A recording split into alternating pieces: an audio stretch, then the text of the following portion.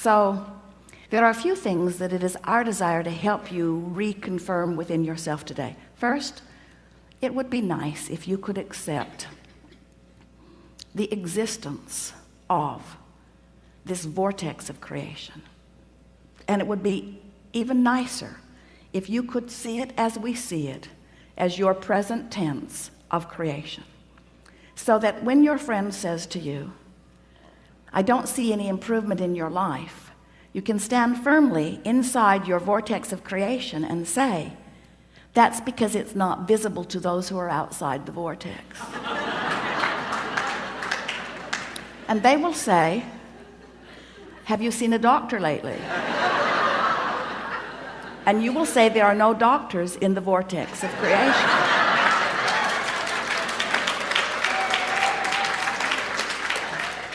When you let being in this vortex, when you let tuning yourself into the vibrational frequency of all that you are be your top priority, you get so much life back. Do you know how many arguments, how many words, how many efforts, how much action is necessary just to keep you alive and out of desperation when you're not in the vortex?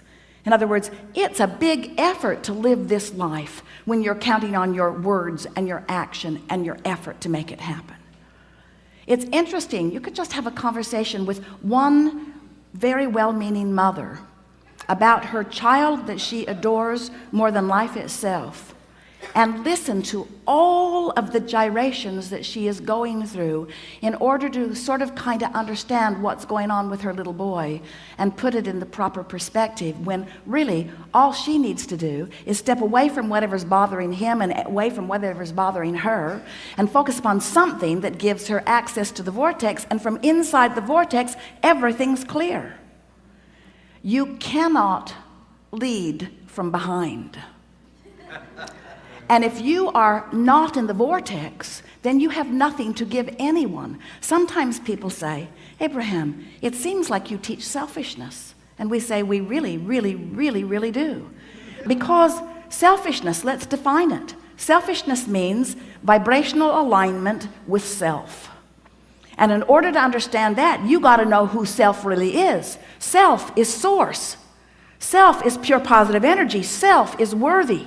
Self is clear-minded. Self is healthy. Self is full of vitality. Self is eager about life. And when you are willing to be selfish, which means you are willing to mimic the vibration of self, which means you're willing to release the thoughts that hold you apart from that and practice the thoughts that cause you alignment with that, which simply means you're selfish enough to care how you feel. That's when they call it selfish.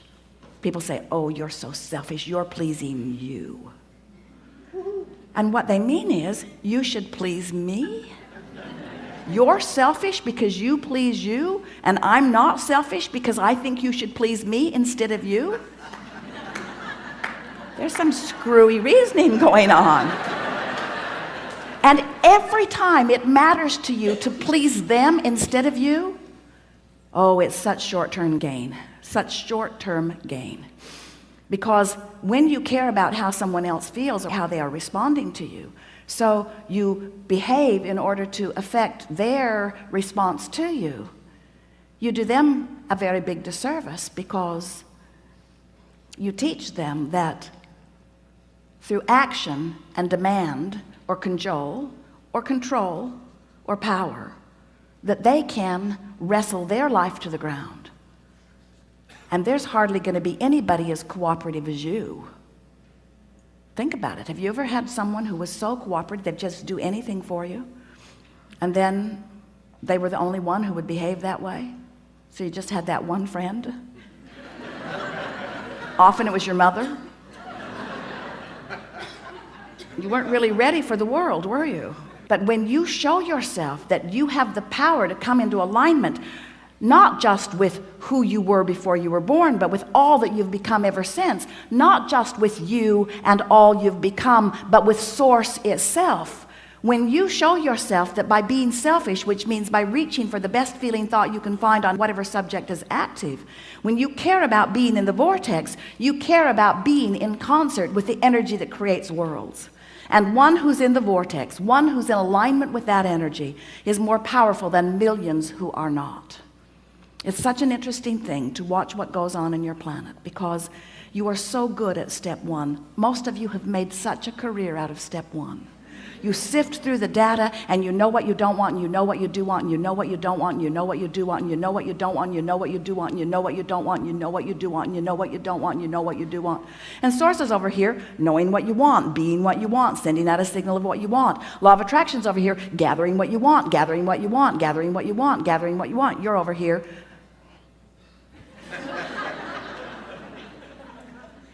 That's creating by default. That's going where the wind blows. That's complaining about whatever they're complaining about and feeling about whatever's happening. But when you decide that you're going to take control of your relationship to who you really are, when you decide that you're going to tend to this gap between you, wherever you are on whatever subject you're experiencing, and who you really are and what you know about the same, now life is going to take a new form and shape for you. You're going to feel exhilarated. You're going to feel satisfaction. Those who are watching you will see you as someone who seems to create tremendously with ease. Those who are watching you, especially those who don't really understand the power of this vortex and the power of your deliberate alignment with it, they'll call you lucky. Many times they'll be jealous of you, because they'll watch your fortunes amass and your funds surround you, and they'll watch you in satisfying life experience. And when they say to you, "What do you know that I don't know?" the only thing that you can say to them that is of any real value to them is, "I figured out my relationship with me, and I'm constantly aware of my vibrational relationship to who I really am and what I really want. And I guide every thought I can to mesh with the wholeness that I am. I've become a deliberate thinker. I no longer create by default. I think on purpose, I speak on purpose, I act on purpose, and I don't do any of it unless I'm in the vortex." What do you mean? What's a vortex? What do you mean? What is a vortex? A vortex is a vibrational state of being that is the precursor of all positive motion forward of all that is. It's like encapsulated, condensed, straight up source. It's pure positive energy. It's the holding tank. It's the anchor. It's the touchstone.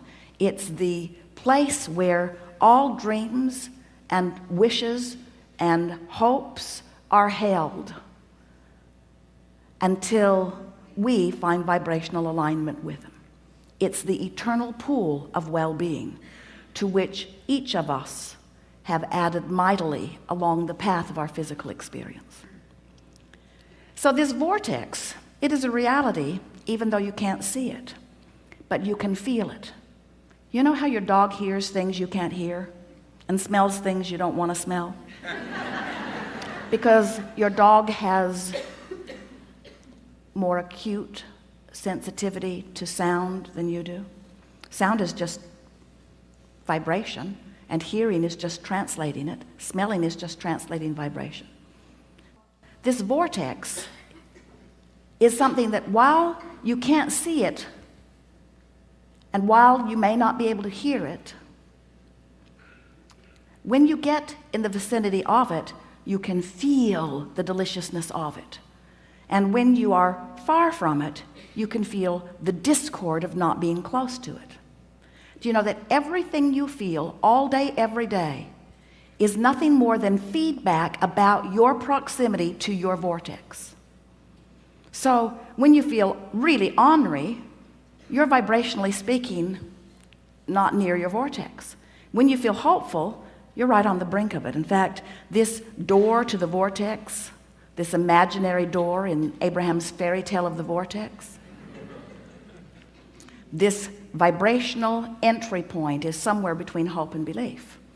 So when you feel hopeful about something, you're so in the vicinity that you'll be called in, you'll be swept in. Law of attraction will take you in. Law of attraction will take you in when there is not enough resistance to hold you out. How's that? If you weren't doing that thing you do that holds you apart from your vortex would take you in every time. When you slumber, in you go.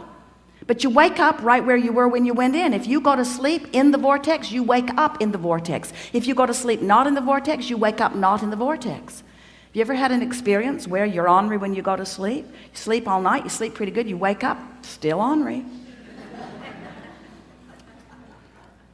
So the vortex is the source of well-being, calling you home, so to speak, calling you to all that you've created.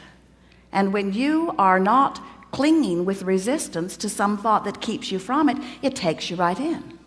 So really, when we say we want you to get into the vortex, what we really mean, a much more accurate way of saying it is, we want you to stop doing that thing you do that keeps the vortex from taking you in easily. Oh, you're going, you're just not going willingly sometimes.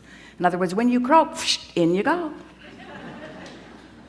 So wonderful to watch you die.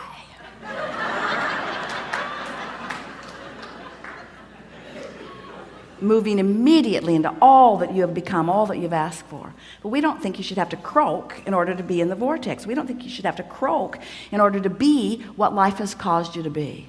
So, as we're moving forward today, we're eager to talk with you about whatever it is you want to talk about. And it is our desire to help you to find a vibrational stance, which means a mental approach, which means an attitude about whatever it is that you've got going on.